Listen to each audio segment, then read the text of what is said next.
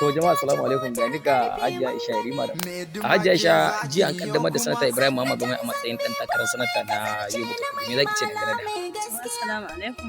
Sunana Aisha Musa Yarima.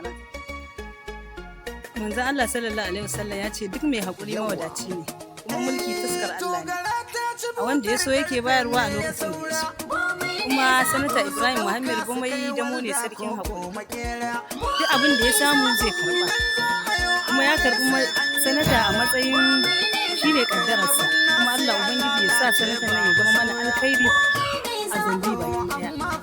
Kuma muna godiya da alkhairin da sanata Ibrahim Muhammad Gumai yake yi a lokacin baya ya mana aiki, kuma yanzu in Allah ya yarda Allah ya kai mu 2027 da rai da lafiya zai shiga cikin sanata na uku a tarihin Yobe. Alhamdulillah Allah mu gode maka, kuma muna alfahari da wannan. Allah kuma ya sa albarka shi wannan da ya zama mana gwamna, mun yi haƙuri kuma mun bi shi, kuma Allah Ubangiji ya tsaya mana, kuma Allah ya bashi ikon yi mana adalci a jama'ar Yobe baki daya.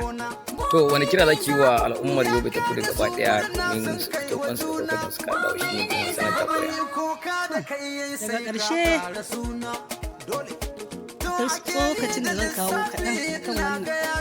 Shi sanata mutum ne adali, kuma mai haƙuri, mai jajircewa, kuma mai tausayin jama'a. Wannan sanata da Alhaji Ibrahim Muhammad Gumai yake mana yana yi ne ba don kanshi ba, yana yi ne don jama'a. Sannan sanata ya cika cikakken jari na gani a fada, kuma Allah Ubangiji ya ɗaura shi akan daidai, kuma Allah ya sa ya mana aiki fiye da yadda ya yi a da, kuma Allah ya tsaya masa, Allah ya tsaya masa, Allah ya tsaya masa.